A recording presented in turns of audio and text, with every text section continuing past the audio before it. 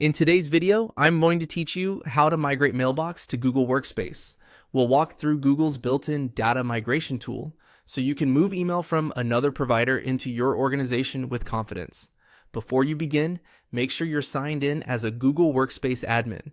The destination user accounts already exist, and your current email provider has IMAP enabled. Have the IMAP server address, port, security type, and the source account credentials ready.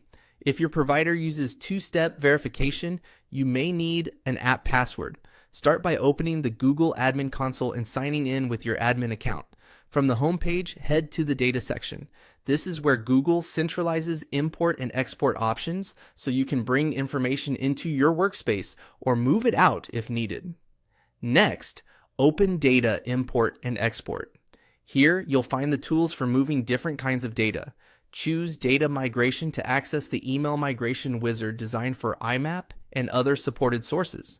On the migration landing page, select the option to migrate data from other providers. This path is ideal when your current email system supports IMAP, which covers most standard mail hosts and many legacy systems. Click Migrate to start a new migration job. You'll be guided through a few straightforward screens. Add your IMAP server details. Choose the IMAP source type and enter the server address, the correct port, and whether you are using SSL or TLS, following your provider's documentation. For the username, many providers require the full email address. Double check everything here. Accurate server settings are the foundation of a smooth migration. Move on to step 2 and add user information. Map the source mailbox to the destination Google Workspace user. Enter the source account's username and password or an app password if required, then select the matching Google Workspace user. You can add one user at a time or prepare a properly formatted list if you're migrating multiple mailboxes. Make sure the destination user is active and licensed for Gmail. Proceed to step 3 to configure migration settings. Choose what to migrate, typically email, and set a date range if you only want recent messages.